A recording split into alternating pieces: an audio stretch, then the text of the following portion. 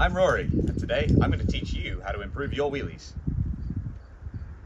Why do we want to learn to wheelie? Well, firstly and most importantly, it looks super cool. It's also a great move to apply on the trail to get your front wheel up and over obstacles. A wheelie can function as a tool to understand and refine balance skills. It's also a prerequisite when learning other, arguably more useful skills like manuals. So for today's purposes, we're going to assume that you're already capable of doing a front wheel lift as well as getting the front wheel off the ground for a few pedal strokes with easy gearing and a raised saddle. Today's goal is about getting you into that balance zone and holding that wheelie for longer. So, firstly, we've got to get ourselves up towards the balance point, and then we've got to keep ourselves there. This is going to require specific application of arguably all of the 6 skills of mountain biking. When picking a gear, start in a walking pace roll and find a gear that provides a decent amount of resistance, in which you're still capable of pushing a strong pedal stroke. For me, it's usually 1 or 2 gears harder than whatever feels easy and comfortable at the speed I'm at. I find the average student is usually trying to use too easy a gear to be able to create enough torque. Remember, you want to be able to accelerate quickly in 1 pedal stroke rather than be gerbling around in order to try and get that front wheel up.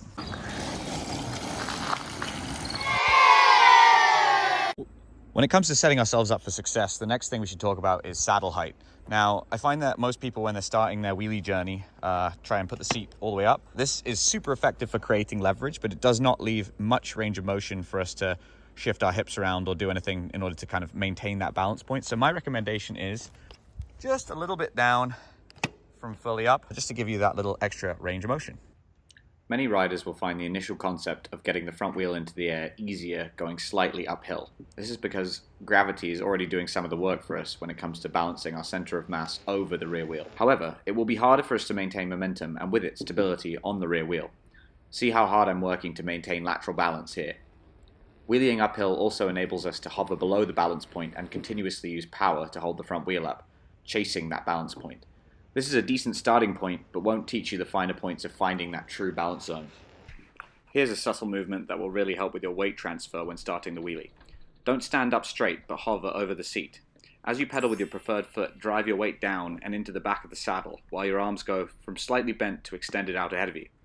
If you're really lazy like me, you can apply a small press into your hands and then use the rebound to initiate your weight transfer. Notice how by using the press and a harder gear, I've reached my balance point by the time my pedals have done 1 revolution. What does the balance point feel like? You know when you're a kid and you're balancing on the back of your chair and your mum tells you off because she says that you're going to fall over and hit your head? Well, it's like that. A glorious moment of equilibrium between 2 competing forces of gravity. Neither up nor down. As if gravity itself no longer exists. Well, it's a little bit like that, only you have a back brake, a little bit of a parachute, something that can stop you from going over the back. So arguably this is quite a lot safer. The challenge is that that back brake is a little bit of a blunt instrument. It's pretty powerful when it comes to dropping the front wheel down. So we have to learn how to be pretty delicate feathering the brake.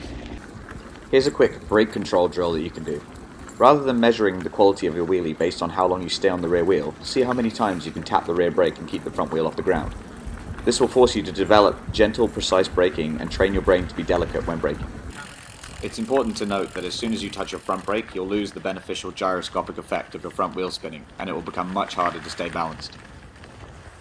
If you were smarter than I was as a child, and you need a little bit of extra help feeling what that balance point feels like, try enlisting the help of a very strong and trustworthy friend so that you can feel what the balance point feels like this. I'm not sure I trust you and you're not very strong. This is incredibly helpful when demonstrating how relatively small shifts in body position can be used to move your center of mass a little bit further back and over that rear wheel. Notice how if she straightens her arms a little bit, that's going to shift her center of mass quite a bit further back so that she can feel balanced over that rear wheel. This is a common mistake that we feel people make often when they start feeling like they're tipping. They compensate by bending their arms. So if she straightens her arms, shifts her hips back a little bit on the saddle, that's going to get her balanced in the correct position without having too steep of an angle with the front wheel. As you can see here, everything behind my hips is balanced in a vertical line behind my rear axle. I'm able to briefly pause my pedaling here and there, which is a good litmus test that you're really in that balance zone.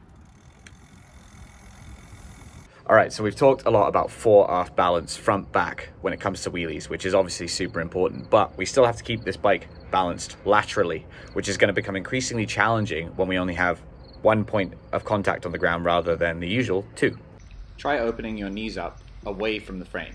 This builds space for range of motion and allows you to adjust your lateral balance on the rear wheel, just like building space to lean the bike when focusing on angulation in a corner. You'll need to be able to counterbalance your upper body and create angulation with your lower body if you want to be able to navigate corners and stay balanced. And I can't stress enough how important this is. Look ahead. You have to keep looking where you're going. When we're in a wheelie and we're challenging that stability and that balance by being on that one wheel, we need now, even more than ever, to be looking where we're going, looking ahead in order to stay balanced. An advanced drill is to aim for pauses in your pedaling. You'll really have to lock into subtle weight shifts around the hips and be comfortable keeping a very still upper body. If you can do this on a gentle downslope and balance using your brake, then it's going to be a huge help when you work on your manuals. It takes time and a lot of practice to learn to wheelie. As an example, my friend and I made a deal to learn to wheelie when COVID shut everything down. It took us so much practice that unbeknownst to us, a neighbour down the street started referring to us as the Wheelie Boys. I'm not sure how I feel about the nickname, but the point is that it took us a lot of practice to get to the point where it was consistent. This skill becomes a lot more fun to do once you can hold it in that balance point. Then you just start practicing it everywhere you go because it's fun. So get out there and practice your wheelies and let us know what skill you'd like to work on next.